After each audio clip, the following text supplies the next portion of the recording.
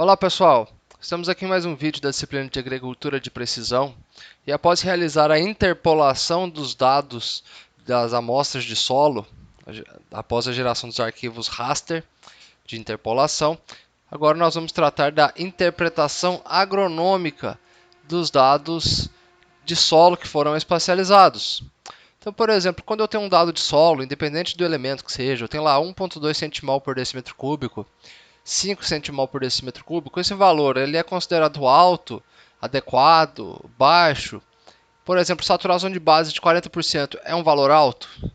Então, a referência que vai nos orientar a respeito dessa interpretação, nós precisamos de referências agronômicas que nos deem segurança para essa interpretação. E a interpretação ela pode ser feita de maneira direta, ou seja, depende apenas do valor analisado. Eu não dependo de outros elementos, apenas do resultado daquele elemento que eu desejo interpretar. Eu também tenho a interpretação combinada, que além do fator analisado, como é o caso do fósforo, o teor de fósforo, para ser considerado alto, médio, adequado ou baixo, ele depende também da quantidade de argila que aquele solo tem. Então eu dependo de uma interpretação combinada, neste caso do fósforo. E no caso, para realizar essa interpretação, nós podemos utilizar tabelas. Ok, então eu verifico na tabela, ó, acima de tal valor é alto, abaixo é moderado e assim sucessivamente. Porém, e quando eu faço uma interpretação combinada de mapas? Eu tenho que usar um condicional se o meu teor de argila for maior que determinado número e o teor de fósforo abaixo de outro número, qual a classificação, como que eu faço isso de maneira combinada. E aí que entra a especificidade, desculpe, do vídeo de hoje, que é a interpretação dos dados espacializados e principalmente a interpretação combinada, que tem uma certa complexidade, mas é tranquilo de resolver. Algumas referências trago aqui para a interpretação desses resultados. Podem ser feitas de maneira pontual e nós vamos aplicar essas referências nos nossos mapas. No caso aqui o livro Cerrado, Correção do Solo e Adubação, a referência aqui na região do Cerrado, né, algum guia de interpretação de análise de solo e foliar do Presotti e do Garçoni. E aqui um guia prático de interpretação da Embrapa, um material bem bacana também. Tá? Aqui um exemplo de interpretação direta. Classes de interpretação para acidez potencial, hidrogênio e alumínio. Apenas utilizando o valor de hidrogênio e alumínio, em centimol por decímetro cúbico, eu classifico os dados, baixo, médio e alto. Entretanto, eu tenho um grande equívoco cometido por muitas pessoas. Aqui eu tenho meu dado de hidrogênio e alumínio interpolado. Aqui eu não vou analisar a qualidade da interpolação, tá? Os dados eu simplesmente gerei por DW, expoente 2, para que nós pudéssemos aqui discutir a interpretação destes resultados, não a qualidade da interpolação. Queria deixar isso bem claro para vocês. Quando eu venho na representação do dado de hidrogênio e alumínio, originalmente esse dado ele vem em banda simples de cinza, tons de cinza. Cada pixel aqui tem um valor de hidrogênio e alumínio. Ao efetuar alguma modificação aqui em banda simples falsa cor, associar um gradiente, criar classes, olha só. Aqui eu tenho a representação com interpolação linear na transição das cores. E também posso realizar uma representação discreta, ou seja, ele cria bordas na mudança de uma cor para outra. Veja bem. Muitas pessoas acabam tendo a interpretação de que esse tipo de representação é uma classificação, mas não é. Tá? Aqui você só está alterando a forma de visualizar os dados. Eu não estou classificando. O meu dado, o pixel aqui desse arquivo matricial, continua com um valor numérico, 1.6, 2.3, 1.7, valores decimais. O que me interessa é a classificação. Depois de classificado o dado, ele vai me trazer como resultado isso aqui, ó, baixo, médio e alto. Eu perco essa resolução aqui, eu não sei mais se está entre 2,6, 2,7, 2,8. A interpretação permite que eu diga este valor é médio, independente se seja 2,6 ou 4,9. Ele está na classe média. Eu vou representar a espacialização daquele elemento do solo. Vou interpretar a variabilidade espacial daquele elemento. Então nós temos o arquivo raster do elemento a ser interpretado e nós podemos utilizar a função rrecode do QGIS ou rreclass. O rrecode ele é uma função mais simples do rreclass. O recode ele tem apenas a saída do novo valor e o reclass, além do novo valor, ele permite a inserção de um label, de um rótulo para esse arquivo matricial. E ambos dependem de um arquivo de texto com regras específicas. Após a reclassificação, eu tenho como saída um novo arquivo raster, porém com valores que eu estabeleci para cada classe, 1, 2, 3, 4, sendo que 1 representa alto ou baixo, enfim, isso depende da escolha da pessoa que está realizando o trabalho. E essa reclassificação, em seguida, ela é convertida para polígonos. Tá? Essa conversão para polígonos permite que eu calcule área e obtenha algumas outras métricas a respeito das regiões de cada uma das classes. Aqui eu tenho um exemplo do código utilizado pelo rrecode. Então, quando eu insiro aqui o asterisco, significa eu tenho o valor antigo menor, limite inferior, 2 pontos, limite superior, 2 pontos, novo valor. Quando eu coloco o asterisco antes do primeiro 2 pontos, significa que tudo que for abaixo de 2,5 vai ser substituído pelo valor 1. E aqui no final, ó, de 5.00001, 2 pontos, asterisco, 2 pontos, 3, significa que todo valor acima de 5.0001 será substituído por 3. E de 2.5 até 5, valor 2. Ou seja, todos os valores classificados como baixos serão substituídos pelo valor 1. Os valores classificados como médios serão substituídos pelo valor 2 e os valores considerados altos serão substituídos pelo número 3. Vai ser realizada uma substituição do valor do pixel do meu arquivo matricial. Vamos fazer isso no QGIS? Nós temos aqui o nosso arquivo de hidrogênio e alumínio. De cara, eu já verifico que os meus dados variam de 1.6 a 3, então eu não terei arquivos na classe 5, né, com valor superior a 5, eu só vou ter duas classes aqui. De qualquer forma, eu já gerei o meu arquivo de orientação para o reclass que atenda a qualquer outro mapa. Tá? Então, o arquivo aqui, a partir deste arquivozinho aqui, você consegue gerar, reclassificar os dados de qualquer arquivo raster de hidrogênio e alumínio. E você pode fazer isso para qualquer outro elemento do solo. Vamos lá. Tenho aqui o meu hidrogênio e alumínio já recortado pelo perímetro do talhão e tal. Então, recode. rrecode. Vou entrar com hidrogênio e alumínio. Vou buscar aqui o recode de hidrogênio e alumínio, que é o meu arquivo com as regras. E executa. Ele vai criar um arquivo temporário. Que o output, inicialmente, ele traz uma série de valores, mas você altera aqui a representação. Olha só, cliquei em classificar, ele mostra apenas os que são existentes, classes 1 e 2. Aplicar, ok.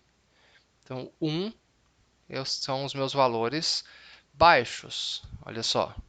1, tudo que era abaixo de 2,5. E 2 são itens classificados como médios, certo? Entretanto, ainda é um arquivo raster, eu posso clicar aqui, ó, e ele mostra na banda selecionada, ó, output 2, 1 é o valor da classe. Se eu selecionar aqui hidrogênio e alumínio, veja que ele retorna o número, tá vendo? 2.2, 2.5. Isso depende da camada que eu estou selecionando, ó, teor médio e baixo de hidrogênio e alumínio. Após a classificação, esse aqui é o meu arquivo já classificado, eu vou salvá-lo. Esse aqui é o hidrogênio, alumínio. Vou criar uma nova pasta aqui só para separar os dados iniciais, né? Então, os dados processados. Aqui o reclass. Posso copiar estilo e colar aqui para manter, né? Remover esse output. Ok. Então aqui o nosso arquivo reclassificado. E eu posso poligonizar. Você digita aqui polygonize. Você tem aqui, ó, raster para vetor no GEDAL. Eu entro com o meu arquivo reclassificado, a banda, e ele vai criar um campo no meu arquivo de saída, no meu arquivo vetorial, shapefile de polígonos. Tá aqui DN, eu posso digitar H_AL, que é o hidrogênio e alumínio. Vai criar um arquivo temporário, eu posso salvar este arquivo também, nada impede, ó. Process HAL.shape. Tá aqui a extensão. Isso já apareceu. Importantíssimo. As pastas não podem ter caracteres especiais. Todos os seus arquivos têm que estar na mesma pasta, na pasta do seu projeto. Muitas vezes o pessoal puxa arquivo que está em outra pasta com caractere especial. Isso dá erro, gente. Não vai funcionar. Executar. Fechar. Veja que agora eu tenho um arquivo vetorial. Posso abrir tabela de atributos desse arquivo vetorial. Eu tenho a classe de hidrogênio e alumínio. 1, baixo. 2, médio. Ok? Isso já me dá a interpretação. Posso alterar a representação. Posso deixar ele categorizado porque eu quero valores únicos. Olha só, 1, 2 e aqui seriam todos os outros, não preciso. Então, onde eu tiver valor 1 é muito baixo. Opa. E eu quero que o muito baixo, o hidrogênio e alumínio baixo, é uma coisa boa. Então, eu vou deixar num valor verde. Ó. Valor 2, ele é moderado. E posso até adicionar aqui um valor 3, não tem nos meus dados, mas ele pode aparecer na legenda como alto. E o hidrogênio e alumínio alto é ruim, portanto eu vou deixá-lo com a cor vermelha. Opa.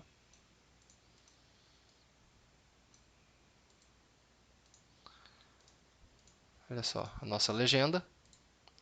Hidrogênio e alumínio, a classificação muito baixo, moderado e alto, exatamente com o que nós preconizamos aqui, ó, é baixo, médio e alto. Então tem que alterar aqui.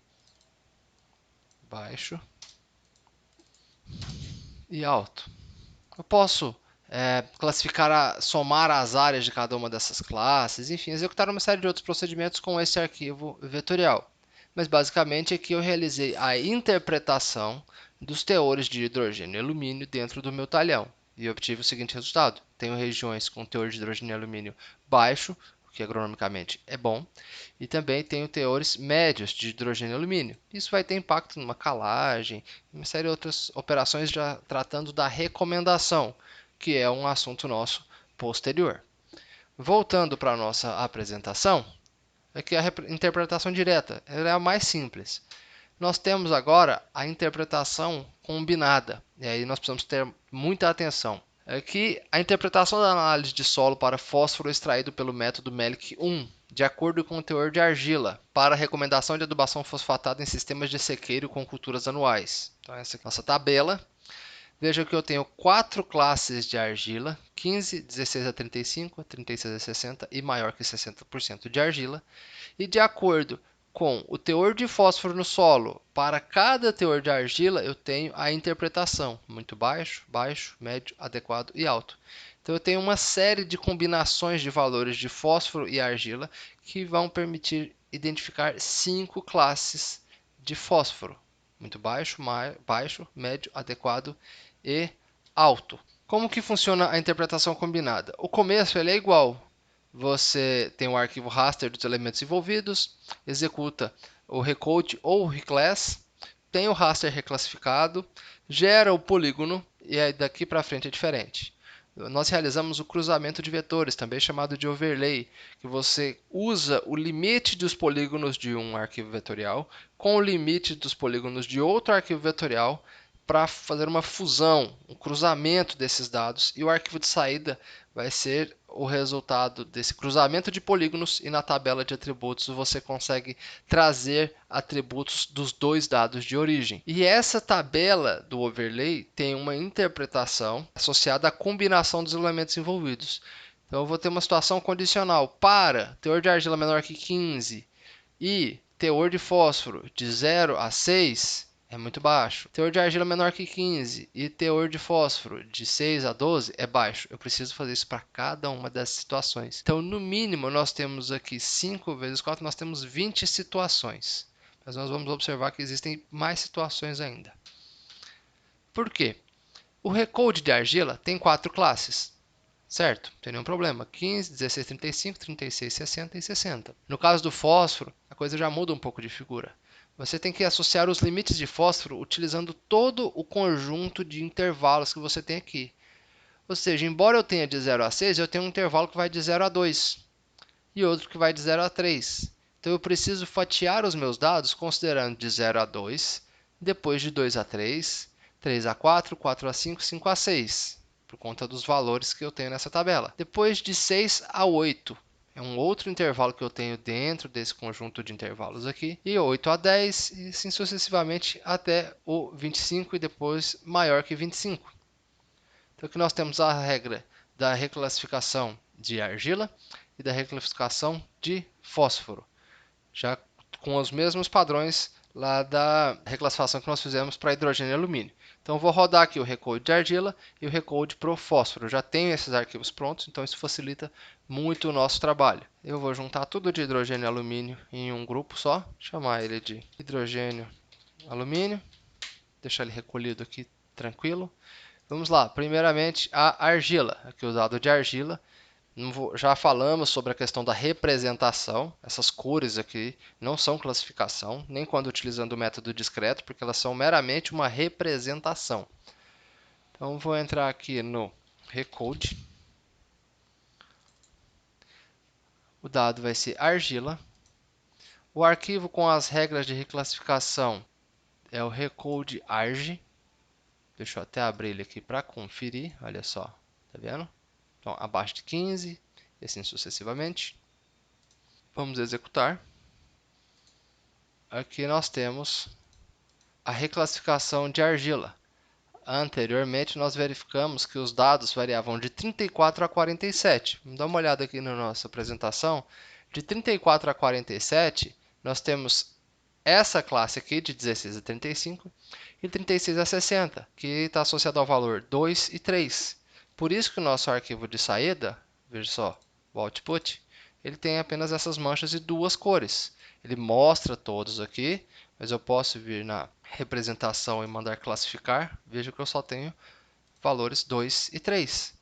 E com a ferramenta de identificar feições, eu posso clicar, olha só, classe 2, classe 3, 2, 2, 3. Então, eu tenho algumas manchas aqui com diferentes teores de argila no meu solo. A etapa posterior é a poligonação.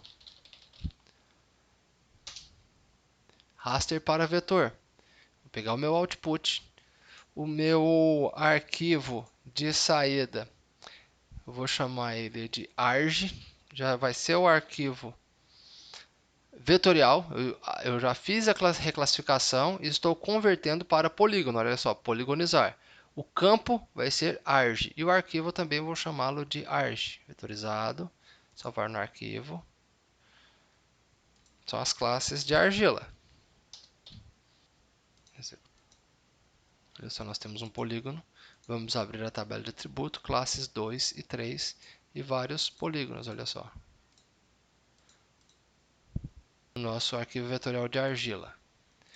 Vou remover esse output, porque ele é um arquivo intermediário, não é do meu interesse. Vou limpar a seleção e realizar a reclassificação do arquivo de fósforo.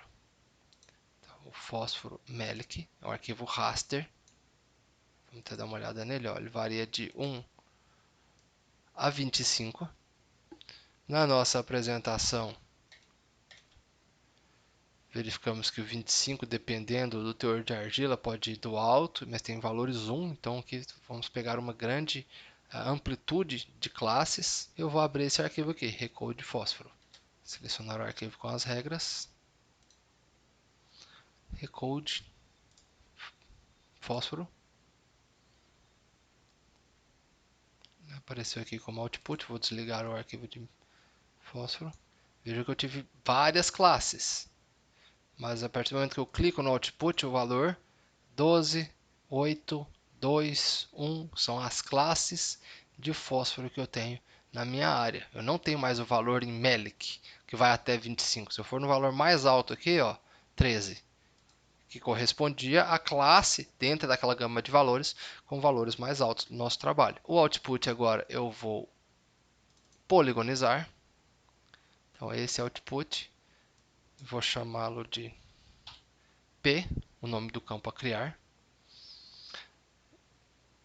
E arquivo de saída, vou chamar simplesmente de P. O nome dos campos e dos arquivos é muito importante para o procedimento seguinte, que é o overlay. Todos os polígonos de fósforo. Veja aqui. E essas classes foram geradas a partir da interpretação dos nossos dados. Vou remover o output. Temos um polígono de fósforo e um arquivo com polígonos das classes de argila, criadas exatamente de acordo com os intervalos que nós identificamos analisando essa tabela de análise combinada de fósforo e argila para interpretação dos teores de fósforo. E como que eu junto esses dois? De mais nada, ferramenta Overlay. Vector Overlay do Grass. O arquivo A é o nosso arquivo de argila. Ele é um tipo de... O vetor é de área. E a nossa camada B é o fósforo. Eu vou juntar a argila com o fósforo. Operador para usar E. Então ele vai juntar os dois. Eu quero argila e fósforo. E executo.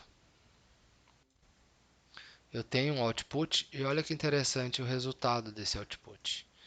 Quando eu buscar aqui os polígonos de argila e os polígonos de fósforo, veja que eles não são coincidentes. Ele cria, olha essa região aqui.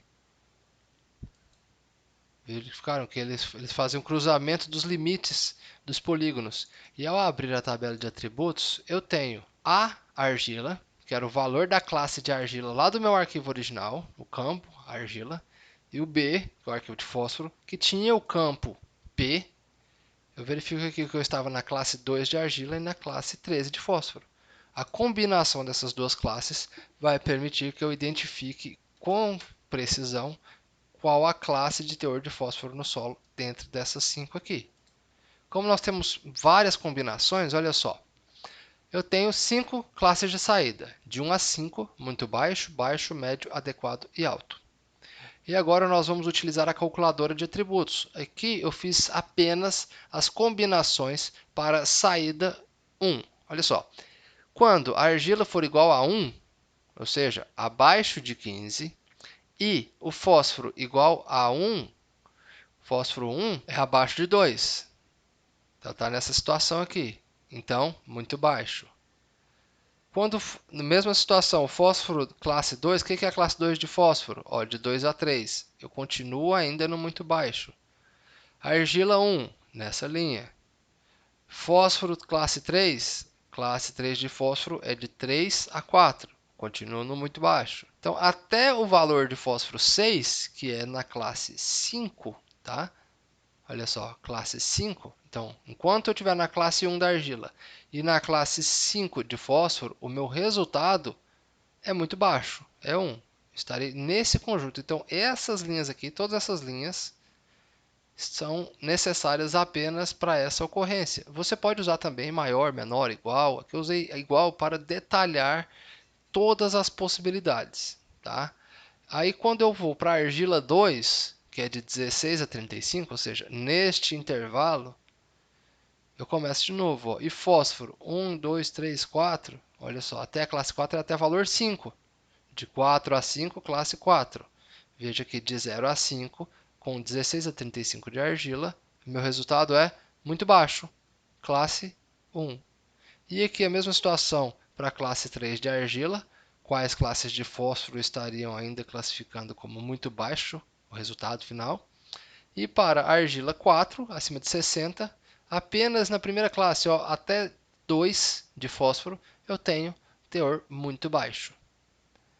E nós realizamos isso para todas e buscamos todas as possibilidades de ocorrência. Olha só, o overlay argila fósforo. Eu vou abrir esse arquivo aqui para vocês. Olha só, classe 1, todos os de classe 1, classe 2, 3, 4 e 5. Ele começa com case, vem aqui com when, and, then e finaliza com end. Essa é a regra para utilização no arquivo de overlay. Vamos voltar no nosso QGIS. Esse aqui é simplesmente o output. Eu vou salvar esse arquivo, que é o nosso overlay.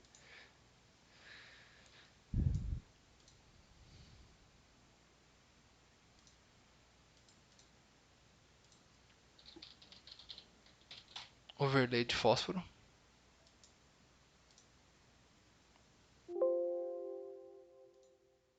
Ok, posso remover aqui, certo? Vamos abrir a tabela de atributos e agora eu vou na calculadora de campo. Eu vou calcular um novo campo. O novo campo vai ser interp, de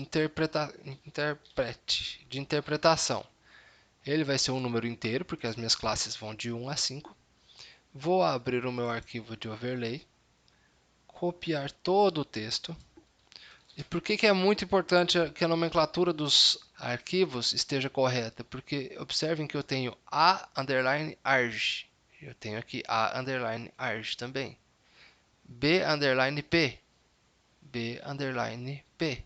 Eu tenho aqui a coincidência, né, exata entre o que eu digitei no meu código e o nome dos campos, porque o que eu estou chamando um campo. Está dando um erro aqui. Vamos ver o que pode estar acontecendo. Case when, talvez seja um problema de aspas. E de fato é. Onde as aspas não foram lidas corretamente, será necessário substituir. Bem, acontece. Já posso inclusive copiar esse código e colar naquele arquivo de bloco de notas para que eu não tenha que realizar essas correções novamente. Tem a prévia de saída, então ele leu o código, verificou que não tem nenhuma inconsistência. Eu vou colar ele aqui embaixo, olha só. Fica igual. Ah, olha só, vejo que houve uma diferença de caractere. Tudo bem. Então aqui estão todas as regras que nós buscamos aqui na nossa apresentação, conciliando todas as classes de argila com todas as classes de fósforo, as várias possibilidades para que eu tenha um valor de saída de 1 a 5 a partir da interpretação das diversas combinações. Vamos voltar aqui no nosso overlay. A saída vai ser um novo campo chamado interpret, um número inteiro. Ok, veja que ele já calculou para a gente toda essa interpretação. Vou fechar a tabela de atributo e vou no Software QGIS. Vou finalizar aqui a edição do arquivo de overlay. E na simbologia posso fazê-lo categorizado. O meu valor é de interpretação e eu mando classificar. Ele vai mostrar todos, de 1 a 5. E caso eu tenha algum campo em branco, ele vai representar aqui, mas não é o meu caso. Vou removê-lo. Vou escolher uma paleta de cores, olha só, de 1 a 5. E posso alterar a legenda, tá? Então eu tenho aqui que a minha classe 1 é muito baixo. A classe 2 ela é baixo. A classe 3 é médio. Classe 4 adequado. E a classe 5 é um valor alto de fósforo. Aplicar? Ok. Olha só. Esse aqui é o nosso arquivo de saída com as classes de fósforo de muito baixo, baixo, médio, adequado e alto, com um arquivo de polígonos. Posso inclusive converter isso aqui para um arquivo raster novamente? Posso, nada me impede. E esse cruzamento de camadas só foi possível devido à conversão dos nossos arquivos raster após a classificação em polígonos. Então aqui eu tenho a interpretação do teor de fósforo com base nos teores de fósforo e argila espacializados. Esta é a correta interpretação do fósforo no solo.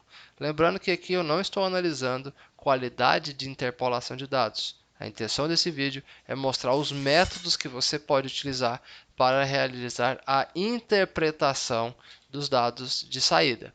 E nesse vídeo nós utilizamos a recomendação dessa publicação aqui de adubação fosfatada em solos da região do Cerrado, do Djalma Martinhão e do Edson Lobato. Tá? Essas foram as referências consultadas para a interpretação dos teores de fósforo. Existem outros métodos, outras tabelas, outras referências. A intenção aqui também não é julgar o mérito nem a qualidade da tabela de recomendação, mas mostrar a técnica de geoprocessamento que pode ser aplicada para realizar a interpretação simples ou a interpretação combinada dos teores dos elementos do solo. Ok? Muito obrigado, esse é meu e-mail, fico à disposição. Um abraço, até o próximo vídeo.